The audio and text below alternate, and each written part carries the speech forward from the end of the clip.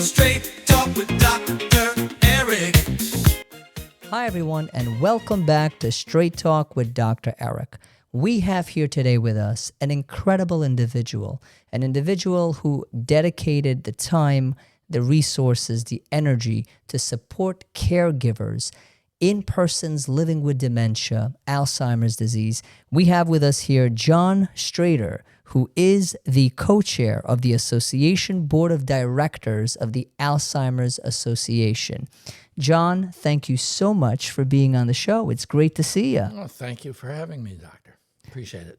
John, tell us a little bit about your story. I know we've talked a little before, and you've mentioned you were in the business world, and then you decided to dedicate time, effort, energy, resources to help people who have been affected with Alzheimer's disease and the caregivers.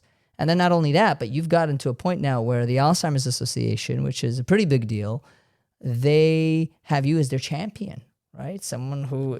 One of the many. One of the many, but they've trusted. So tell me your story. How did you Well, get into it's this? a personal story for me. What happened is that, very simply, my wife of 45 years, Lisa, began to show symptoms of cognitive impact and decline. By 2019, she was seriously impacted, and I needed some assistance and managed to pull together over the last several years a very good care team that takes care of her at home, at our home in Hollywood. Unfortunately, as she's continued to decline, she can no longer walk or talk. She doesn't recognize me or really anyone. And she is basically unable to care for herself on any level at all. that So, that that must be very, very difficult emotionally.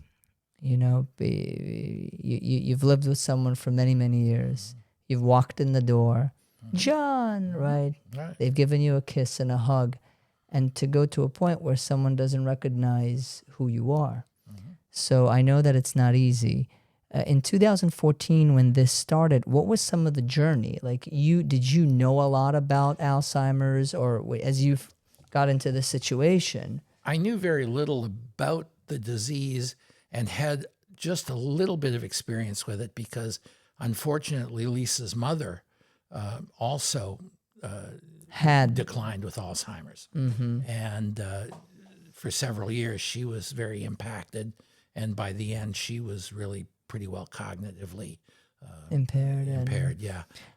And so in 2014, what were some of the first signs and symptoms that you said, hey, we have to get help? Well, she started having difficulty in conversational groups. She would withdraw from conversation.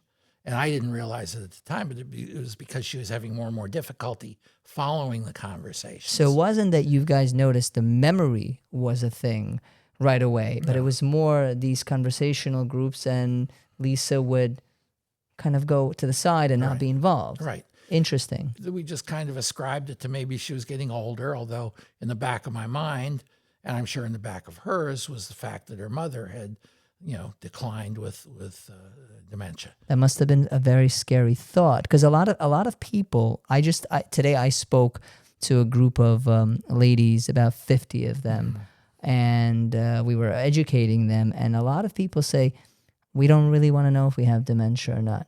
It's a scary thought for us to even think, and we rather not know about it. It is. So how is scary. her reaction to, like, now you're noticing all these things? Well, how does that conversation go? Hey, honey, we need to. Here we get to a pretty important point, which is that different people approach it differently. And there are all kinds of responses, no two exactly alike. Some people understand what's going on intuitively and do what they can. Other people go into denial and say there's nothing wrong with me. And unfortunately, my wife chose that path. And she became very defensive about it, wouldn't talk about it, would not go see a doctor.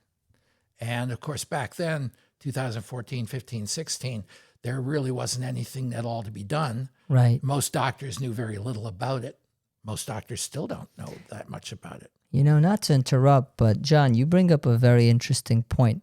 This is actually data coming out of the Alzheimer's Association article, Carolyn Clevenger, and it says that 40% of providers say they don't have the tools or don't feel comfortable making making a diagnosis of dementia. This is today, not even 2015. Yeah. This is 2025. The family practitioners, and especially the more outlying frontline care people, the people who serve the more rural communities, the underserved communities, they are deeply uncomfortable because when they were going to medical school, there was no time spent on it because there was 100%. nothing you could do anyway. Speaking from experience, that is true. In fact, I do a lot of legislative work. In Tallahassee? In Tallahassee and in D.C. And one of our national priorities for this upcoming congressional session is the passage of something called the ADAPT Act.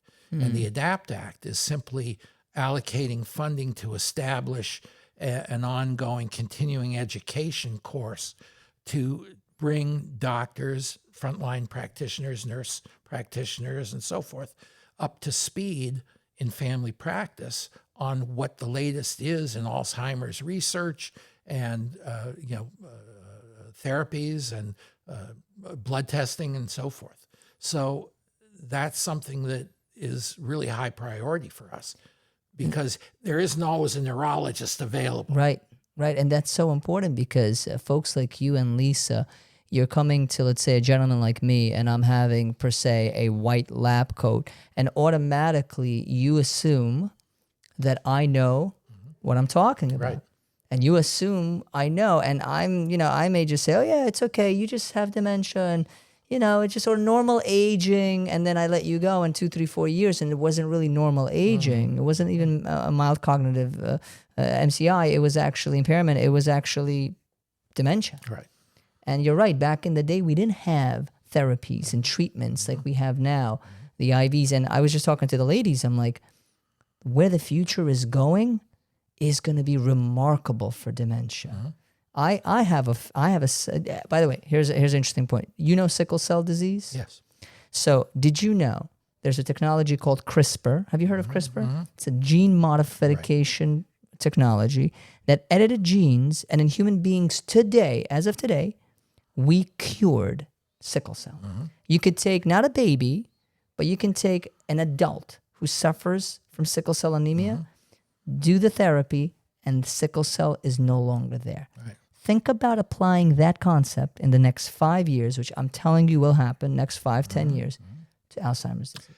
Well, we think that where... And you know a lot, so you Right. tell me what Well, you think. What we think is that we are about where cancer was 15 years ago in terms of research and breakthrough developments. And we're hopeful that in that next 10 to 15 years, with the research that the Alzheimer's Association helps to sponsor, because we're the largest charitable sponsor of Alzheimer's research in the world, that with our help and with the help of some of the pharmacological companies and the government research funding that goes on, that we will be at a point where we can either, if not totally cure the disease, allow for people to live with it much longer and delay the onset and the progression of it for a significant period of time. I believe that too. I believe that too. And before going back to Lisa, because that's important, I had the honor and privilege of being selected to the Alzheimer's Association's ECHO group. Have you heard about the ECHO group? It is a group of providers and doctors and nurse practitioners who will get selected and get educated by the best in the country. You're talking John Hopkins, Yale, Harvard, on dementia for primary care. And I took that session, those 19 sessions, and it blew me away. And I've learned so much, and our approach changed so much because of what the outreach that the Alzheimer's Association does. Yeah. and it's incredible. Back to Lisa. So she was a little bit in denial, which is completely understandable. How do you get her to go to that first appointment? Right. Well, she wasn't a little bit in denial. She was A lot. in complete denial. And the answer was I was never able to until she became so cognitively impacted Wow. that I was able to simply tell her that we were going for a routine checkup. And I went to see a neurologist at the Cleveland Clinic. But by then, it was 2018, and things had progressed to the point where, it was very obvious what was going on. But the real difficulty and the real challenge, and something that most people don't take into account when they first start dealing with this disease with a loved one, if you're a caregiver, is the fact that there are a lot of ramifications to how somebody deals with the disease. And if people are in denial, certain legal aspects come into play. Things like power of attorney, because at some point the person will no longer be able to handle their own affairs, their financial affairs, their legal affairs. And if there is any kind of significant assets or estates involved, then you get into a lot of complexity. Unfortunately, that was the case with us. And because my wife, as she progressed, and a lot of people do, become very paranoid in the process of progressing. They think that people are trying to steal from them. They thought, she thought I was trying to steal from her. And where am I going? We've been married for 45 years. Yes. So at the end of the day, she wouldn't sign anything. She could not make a decision. And then at some point, it became apparent to anyone who was dealing with her that she was incapable of making a decision. So now I'm faced with the problem of not being. We had assets that were joint assets, which is the bulk of our estate. We had assets in my name because I had a successful business, and we had assets in her name because she had a successful business.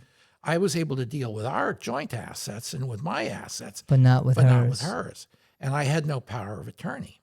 Because you didn't anticipate, a lot of people don't anticipate having that conversation. Right, you exactly. don't know. It's not something that normally comes up in It's conversation. very true. So as a result, it got to the point where the bank accounts were about to be shut down with her funds in them. Wow. And I had to go to an attorney, and I had to seek a legal guardianship. Wow. And so to this day, I am a legal guardian of my wife. And that is the only way that I was able to manage her assets. And but that is a complicated affair. It involves financial reporting to the court every year. So I have to have an accountant go through all of our affairs. And it's a complicated and a rather expensive situation. I was just speaking, and I received an award from the Broward County Guardianship Association. Bambi is the new president there. And I was there at a full-day educational conference, and I learned the intricacies of what you've described, Right. And that's one side of it, which is the power of attorney. And I'm sure the healthcare proxy, Yes. the advanced directives, the goals of care, the DNR, the DNI discussion. A lot of us, I'm married 23 years, I'm 43. We haven't had that conversation, but it is important too, because you never know. And then when it does happen, then it's so tough to act and expensive. Right. But it's something that needs to be dealt with early on in the process. If you have a loved one, or if especially if it's your spouse, has a cognitive issue, it needs to be dealt with on so many levels, on the medical level, on the legal level, on the estate level. It's and what's interesting is that in the state of Florida, and I visited the Secretary of Elder Affairs office a little while ago, met with her team, and the state of Florida has an incredible programs for dementia, the ADI. Yep. the Alzheimer's Disease Initiative, and there are significant funding that is allocated. I just came back from Broward Health, and I met with one of the memory disorder clinics. And Antoinette, big shout out to her. She's an incredible leader in that clinic. And I saw the options out there. So the people listening out there, you can get help. One of the things that John's going to talk about that I personally used and I was blown away was the Alzheimer's Association's 1-800 hotline. I like to do secret shopper stuff. So before I'm going to recommend something to my team and my patients, I'm going to call and find out, and I'm going to play a secret shopper. So I called the 1-800 number, and I said, hey, I'm having trouble with, I think it was actually goals of care that I talked to them about. And they were able to direct me into resources. And it wasn't someone overseas where they have no clue and it's just an answering service and they're not trained. Right. These people live, breathe, eat, sleep dementia. They knew exactly how to help. And I was blown away, to be honest. We're very proud of our dementia care helpline. It's our 800 helpline, and it's something that we've worked on long and hard for the last several years because it is very much a frontline engagement. People call in crisis mode, and it's staffed 24 hours a day, 7 days a week by mental health professionals who are trained in dementia and understand what people are going through. So you don't just call and get somebody who's the receptionist answering the phone. Right. You get serious attention paid to the situation that's going on at the moment. And we find that people are infinitely grateful for that service. It's one of the most important things we do. The other plug I'll give, because I use it and my team uses, is on the Alzheimer's Association. And by the way, this video is not sponsored by Alzheimer's Association, nothing like that. This is just trying to spread awareness about the incredible resources that there are. On their website, you guys have something called the Navigator, the ALS Navigator. Right. And honestly, you log in, you click on the ALS Navigator, you go through it, and it will take you in specifically to points that you need. If you need goals of care, if you need healthcare proxy, if you need resources of transportation, it will take you down and have a plan created for you of what you could do, where you could reach out to, and it's all free. Right. This is all free, and it's a game changer. It literally is. There's training there on home safety assessments. Well, how do I know that my home is really safe from my mom, from my grandma, from my loved one? Right. You guys do incredible, incredible work. Before we started, you had mentioned that your goal really is also to focus and to help caregivers. And you know what? It's so important that even Medicare, who previously only focused on patients, right, on the Lisas of the world, they didn't really focus on the Johns of the world because John is a caregiver. But data coming out of the state of Florida alone shows there are more than 800,000 unpaid caregivers, right? Unpaid, just family members, folks like you, let's say. 60% of them have chronic conditions themselves. That's in the ADAC report. Right. Close to 28% have depression. And Medicare now said, look, we're going to introduce a new model called the GUIDE model, a guiding and improved dementia experience, where, yes, we're going to focus obviously on the person living with dementia, but hey, we're not going to forget about the caregiver as well. Tell me some of the strides that you've made, your team has made, and some of the goals of helping caregivers. Why is it so important in your personal view and experience? I mean, caregiver support is so important because there are, as you say, profound impacts on the caregiver. At some point, for many people, the health of the caregiver may be more impacted than the person suffering the disease. The person suffering the disease may be in a place where they're no longer cognizant or anxious. Or I know in my case with my wife, she's quite content. I mean, she's not unhappy. She, exists in her own little universe. And if I didn't have the resources that I happen to have, I would be the one stressing. We find that, at least in the case of, spousal support where there's a husband caring for a wife, wife caring for a husband. Generally speaking, these are older people. There are comorbidities involved, meaning, the people may have, as well as Alzheimer's, and both the caregiver and the patient, they might have diabetes, they might have heart disease, they might have, cancers, they might have any number of issues that impact their own health. And as a result, we find that up to 30% of caregivers, spousal caregivers, potentially predecease the person with the disease. Really? I didn't know that. Yeah. Close to 30%, Close to 30%. predecease. Yeah. Wow. Yeah. So it's really, really important for the caregiver to take care of themselves. And that's It's like the airplane, no? yeah. Like when you're flying in an airplane, Right. they say in case of an emergency, Put the oxygen make sure mask on yourself first before you on. try to help somebody else. Yeah. We sponsor caregiver support groups. Those are so important. I've participated in some of them. Yeah. I've actually, Tino Negri from Comfort Care, a good friend of mine, he runs the support groups. I was there, and it's an incredible place for caregivers to just vent. It's even therapy, Right. to be honest, and to get resources as well from others. Like, hey, you have that problem? I've had the same problem. This is what I did. Yeah. So the Alzheimer's, tell me a little bit more about the support groups in the Alzheimer's Well, I Association. can speak to the support groups because I belong to one.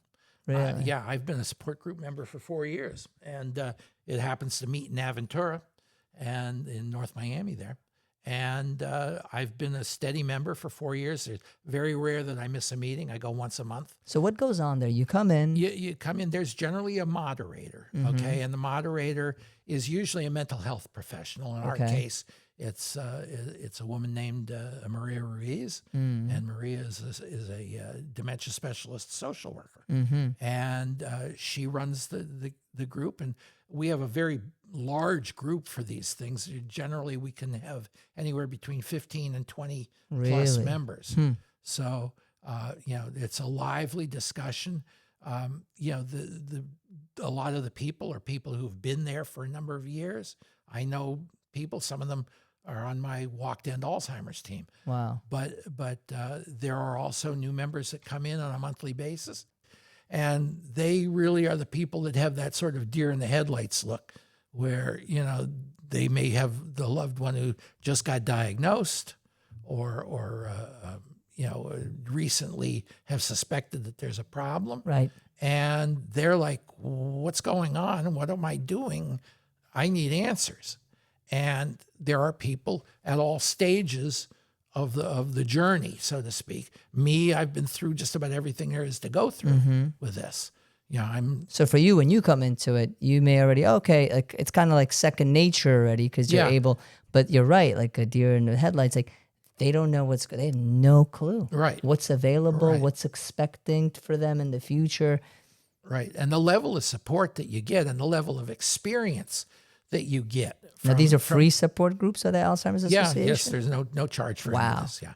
Now think about that. How many people don't know that exists and how much value one can get from just attending? Right. So they're really important, and I urge anybody who's in a caregiver role, no matter where you are, at what stage of the disease that you're dealing with, go to one of these support groups. You will find it infinitely useful and emotionally supportive. Incredible. Yeah. Incredible. I know that very often there's these incredible walks, the Alzheimer's walks. Tell us a little about that as well. Well, we have national over 650 walks nationwide. 650. Yeah. And they occur in most counties throughout the United States. And we raise money every year that funds research, funds our caregiver support programs, funds our APAC, which is our annual medical conference that brings together over 10,000 Alzheimer's researchers from all over the world. 10,000. Yeah. This year it was held in Toronto. Next year I think it's going to be in Philadelphia. And it just it brings researchers together to discuss papers and the latest in research breakthroughs. And it's a vital program for moving research forward and connecting individuals in that healthcare field. So that's another program that we run. But the Alzheimer's walks are voluntary. Our local volunteers build teams, raise money, and walk. Pick a particular day and walk to end Alzheimer's.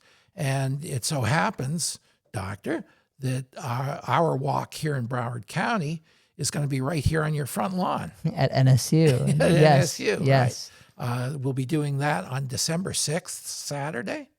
And we'd love to have anybody who's interested contact us, and we'll be happy to share how you can build a walk team or donate to the cause.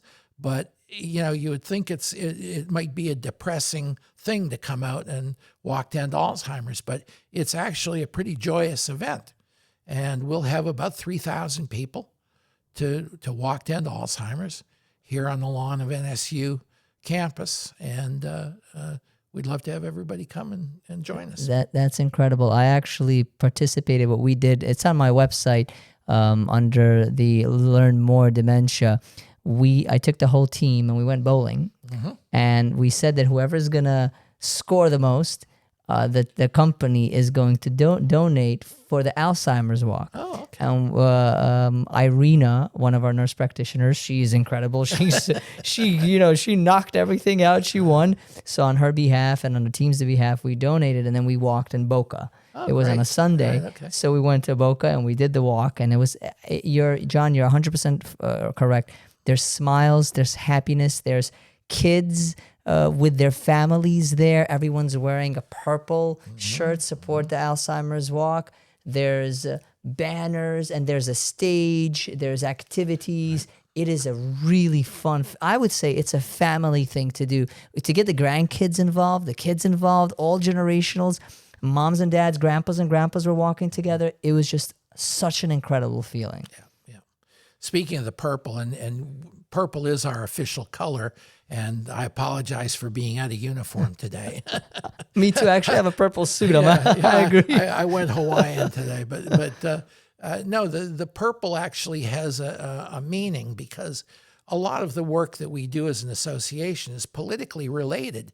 We actively work at both the state levels and the national level to get our research programs funded, to get caregiver program supports funded. And there's a significant amount of effort on the part of our political action committee, referred to as the Alzheimer's Impact Movement. And we have a team in Washington and teams throughout the United States and the various states that actively pursue our legislative agenda. And we wear purple because purple is the color we choose when we blend red and blue together. Red being Republican, blue being Democrat. Really? Yeah. That was the reason for the purple? Yeah.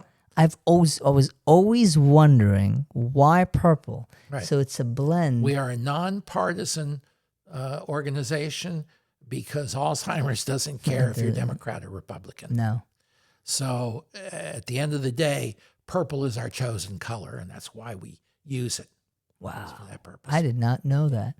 And I know the work that you guys do on a legislative front is really serious. I've seen it. I've gone to Tallahassee. I've gone with an organization called BioFlorida. I've met with senators and spoken to them, and everyone understands the importance of supporting not just a person living with dementia, but also the caregivers and research. Yeah. Research is very, very, very important. And like I said, Medicare, like I would never expected that Medicare would focus on paying for caregiver related services. Right.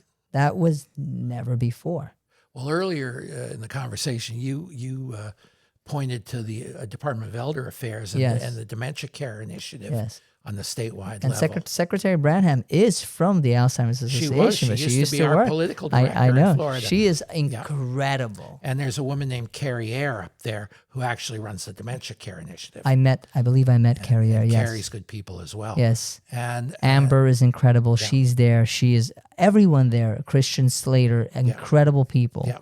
And that is so important because that program provides literally millions of dollars every year to fund critical respite care for people who can't afford to get a break. Do you know that there's a waiting list, though, unfortunately? I do, unfortunately. The waiting list is almost 18,000 18,000 people. I was going to say, I was afraid to say, I was like debating in my mind as I was talking to you, should I say it or not? Yeah. But 18, and that's where programs like Guide Right. can alleviate that, can because help, it can certainly, help, not 100%, Right. but something is definitely better than Right, nothing. exactly. And it's all of a piece, and it's important that Medicare and maybe at some point the private health insurers are going to start thinking about it as well. But at the end of the day, even as committed as Elder Affairs in the state of Florida is to improving or making available these respite care services, it's really sort of on an emergency room triage basis almost. You know, you're trying to figure out who needs it most, and you're allocating limited funds. Hence the 18,000 person backlog for waiting. So you know, it's like a 1 to 5 schedule, with 5 being the most extreme. And by the time they get to the 5, it's so out of control that it's really a very, very challenging program in a lot of ways. It is. So at the end of the day, one of the priorities that we have on a statewide level every year is to get as much more funding than the previous year that we can get for that purpose, for that program. And, you know, this year I think we're going in asking for probably, I think it's about $3 million this year to add to the program. What was it at? I think 88 million I or think something it's somewhere like around that. there, yeah. I read the report. And you know, every year we try to get another 2 or 3 million, but all that does is keep the backlog from getting any bigger. It doesn't knock the backlog down. It just keeps it from growing. Right, it does. And you've mentioned emergency room triage, kind of like emergency room triage, but at the same time, a lot of these folks, unfortunately, because of lack of resources, do end up in the emergency room, then do end up admitted. And look, hospitals are important. I'm not knocking them, but they're not applicable to everything, and it's not the main place. And actually, it's at times, if you're not there for the right reason, it could do more harm than good for an elderly person with dementia. Right, exactly. I mean, in the case of my wife, for instance, you know, we can't really anesthetize her for anything, any kind of procedure she might go through, because it could just deteriorate the situation further. Happens all the time. Yeah. So let me ask you this last question. You have personally, with your wife, gone through this disease process. You've seen it in action, right? For about 10 years now, right? You've then committed your time now that you're here on a volunteer basis, right? You're here with me to serve and to help others. If you had an opportunity to look into the camera and to give heartfelt advice to another caregiver or someone who may just be having early signs, what words of advice, having gone through this for close to a decade, if not more already, what words of advice would you tell people listening that would really impact and affect and change their life trajectory through that advice? Well, here's the good news.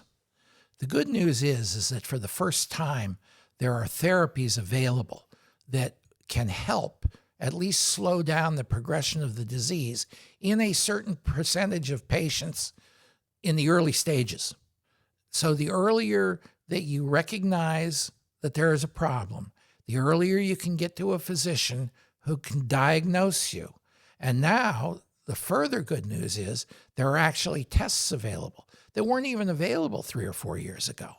There's in fact, just this last July, the FDA approved a blood biomarker test, which can be used to detect the presence of amyloid plaque and tau protein in the bloodstream and in spinal taps, spinal fluids. And so you've got diagnostic tools that can give you an idea of whether or not you may have the disease. And you have therapies that, if they're instituted early enough, you can wind up at least slowing down the progression of the disease. And at the end of the day, that's what we're looking to do right now, is buy time so that newer therapies can be developed and become helpful. So, the idea is, don't put off a diagnosis if you think you have a problem. Go to your family practitioner. If they're not aware or comfortable enough with diagnosing you, have them refer you to a neurologist who can. And luckily, we live here in South Florida. We're not in a remote area.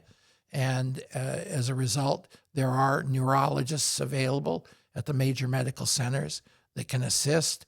There's dementia care specialty practices that exist. So, get advice on where to go to get a diagnosis, and then discuss treatment with your doctors. So that's something that's all new within the last couple of years. So, there are possible solutions, or not, at least there's a progression in the research and a progression in therapies these days. So that would be my advice to you. That's really, really good advice. Not to give up, not to say no, but to actually understand that there is real hope and real solutions out there. Ending of inspirational story. There's a mentor of mine who I'm not going to say his name, but you've probably all visited a store that he ran in the United States as the CEO. And very, very strong individual. And I spoke to him, and he told me about his wife who had a liver cancer diagnosis. And they went to doctors, and doctors said, no, it's a 3 months prognosis. It's really bad, this and that. And, him and his wife are very strong characters. And they're like, we're not going to give up. We're not. This was like 8-9 years ago. They gave her 3 months. They found the best physician who knew exactly what to do. They did a certain type of radiation therapy he was explaining to me, literally blew that thing out. And it's been 8 years, and she was given 3. Right. Imagine if they would have said, the doctor in the white coat said it's over. Okay, honey, let's get our affairs together. And they weren't fighting for it. That's why people have to fight for. You have a loved one, enroll them into a clinical trial. Find out, call the Alzheimer's Association. They have so much information about clinical trials, resources that you can reach out to. You need to do that, because, like with my mentor, it's never a dead end. There's always real hope out there. And I want to thank you. I want to thank you for everything that you do. First of all, everything that you do for your wife, because you know what? The level of involvement, both financial and emotional, and your time, you're dedicated. It would be easy to say, okay, that's it. No, but you're doing it from your heart to your wife. That's one. And that's commendable. I used to do house calls in New York, and I had a patient who had multiple sclerosis, and her husband, I remember she was already bedbound. And I remember a little graphic, but she had fecal impaction. I'm a doctor, so I can talk about it. And I remember her husband fecally, rectally disimpacting her, right? And I was there, he was helping. Yeah. And he could have said, whatever, that's it. She got it when she was very young, 40 years old. Right. When I saw her, she was already 60. Yeah. He was taking care of her for 20 years. And I said to my wife, wow, he taught me a lesson, what it really means, till death do us part. Yeah. Right? That is a true lesson. And I have to commend you at the same, because it's not easy. At the same time, I have to commend you that did you not only keep it at the local level of your wife and your immediate family, but you said, I have to go out there and I have to help other people, bring awareness, go to Washington, go to Tallahassee, bring this issue to the forefront so other people can get help. And you're in it as a volunteer just to help. That is incredible, commendable, and I applaud you, sir. I applaud you for doing that. And I want to thank you for being on our show today. Thank you so much, Doctor. Appreciate your time. Thank you very much, John.